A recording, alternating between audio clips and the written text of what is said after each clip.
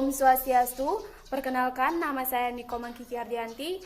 Di sini saya akan mempresentasikan tentang Astadesa Parwa, yaitu Parwa bagian 15 tentang Asrama Wasika Parwa. 15 tahun telah berlalu. Pemerintahan Yudhistira adalah pemerintahan seorang raja yang ideal dan bijaksana.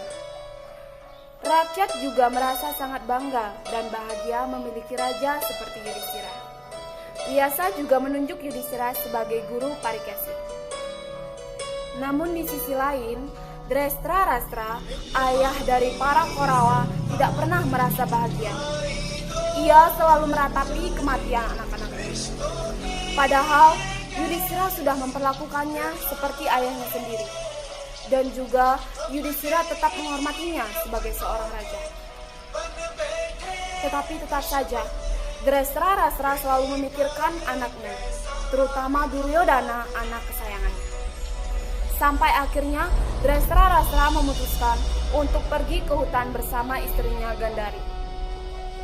Raja Yudhistira sangat sedih dan terluka mengetahui hal ini. Yudhistira sempat melarang paman dan bibinya untuk pergi.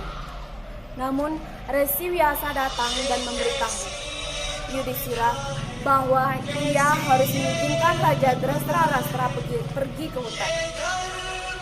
Karena sebuah kebiasaan bagi seorang raja untuk pergi ke hutan, meninggalkan kehidupan duniawi atau sering kita sebut wanaprastha. Dan hal ini adalah yang tepat untuk dilakukan.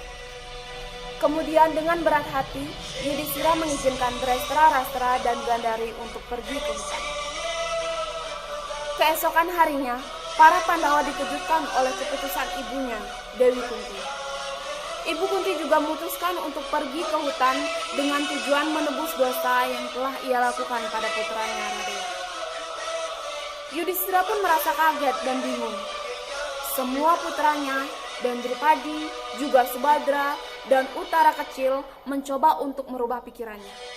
Tetapi Ibu Kunti tetap dengan keputusannya untuk pergi ke hutan meninggalkan kehidupan duniawi. Dengan sangat berat hati dan sedih, mereka membiarkan ibunya Kunti untuk pergi. Widura dan Sanjaya juga menyertai mereka untuk pergi ke hutan. Sebelum mereka menuju ke hutan, Drestharashtra terlebih dahulu menuju ke Sungai Gangga, dan setelah itu mereka menuju ke asrama Vyasa.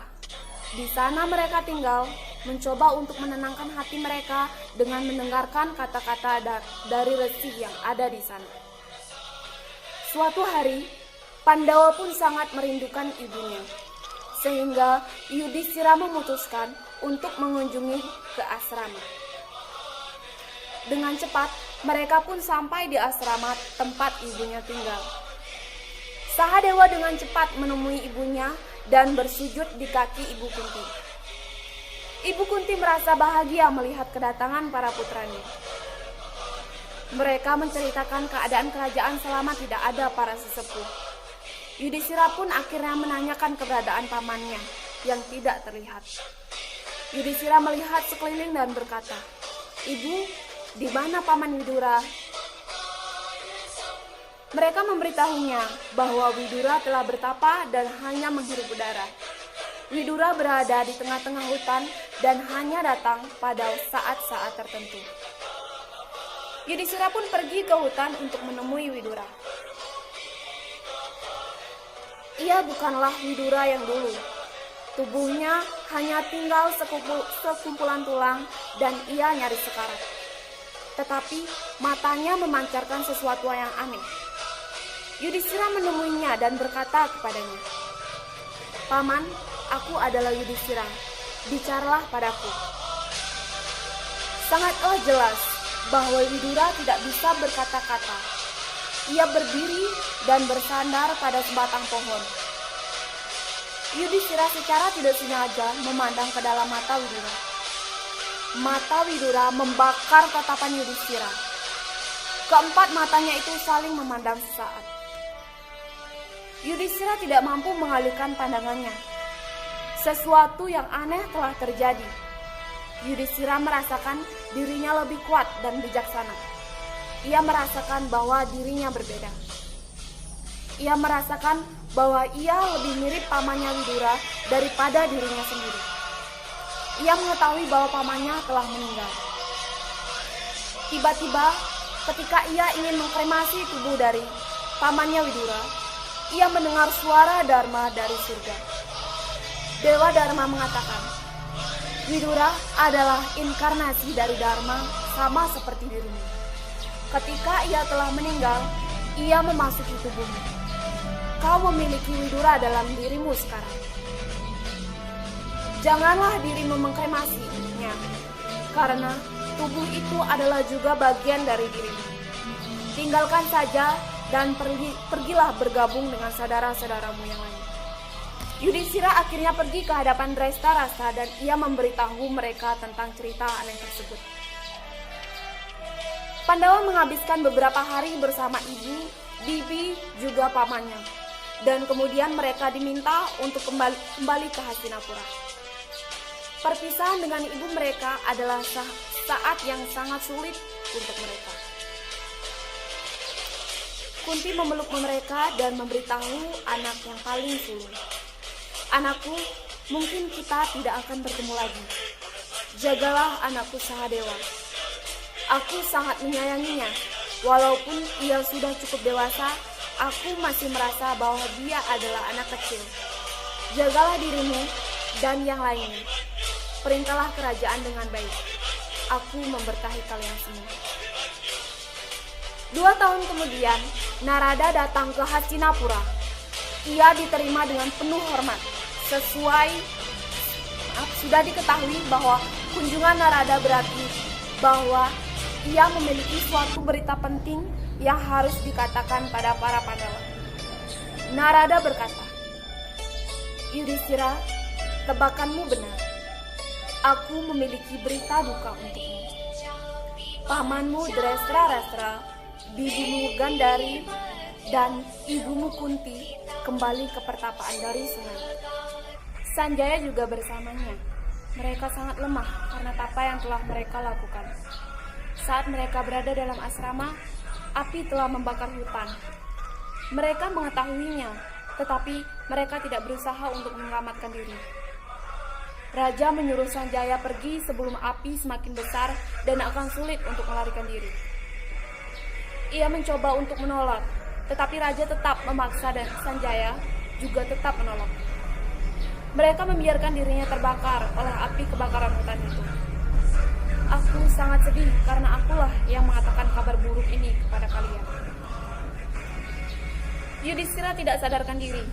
Sahadewa menangis seperti seorang anak kecil. Bima tidak dapat dibujuk lagi. Mereka tidak bisa menerimanya. Tidaklah mudah bagi putra-putra Kunti untuk memikirkan diri mereka sebagai yatim piatu. Kunti adalah orang yang telah melalui banyak sekali penderitaan demi mereka. Narada mencoba untuk menenangkan mereka. Vyasa datang dan ia juga mencoba untuk menghadapi kesedihan itu dengan tabah. Tetapi tetap saja tidak bisa. Membutuhkan waktu berbulan-bulan, bahkan bertahun-tahun untuk melupakan kesedihan yang disebabkan oleh kematian ibunya, Kunti. Tetapi waktu adalah penyembuhan yang sangat hebat. Pandawa akhirnya bisa memusatkan pikiran mereka pada hal lain. Mereka mampu mengabdikan diri mereka untuk memerintah kerajaan. Parikasit adalah sumber ketenangan mereka.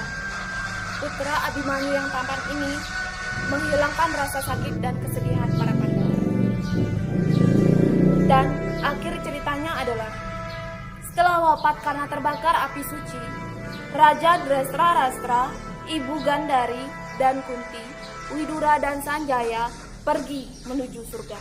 Baiklah, selanjutnya saya akan memberitahu makna dari cerita asrama Wasika Parwa adalah segala sesuatu yang pernah dimiliki pada akhirnya harus dilepaskan dan tidak bisa dibawa mati. Oleh karena itu, jika kita memiliki sesuatu, hendaklah saling berbagi kepada orang lain. Karena sebenarnya apa yang kita dapatkan pada akhirnya akan dikembalikan lagi. Sehingga alangkah lebih baiknya untuk berbagi sesama dan saling menyayangi, serta menghargai satu sama lain. Kemudian, nilai-nilai yang terkandung dalam asrama Wasika Parwa. Yang pertama, yaitu nilai kehidupan. Bahwa kita hidup di dunia hanya untuk memperbaiki diri.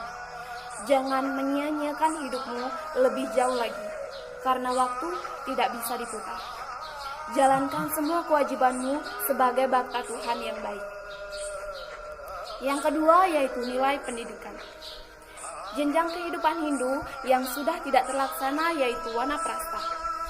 Ketika engkau sudah tua dan tidak bisa melakukan apa-apa, cobalah untuk merenungi kesalahanmu dan menjauhi kehidupan duniawi.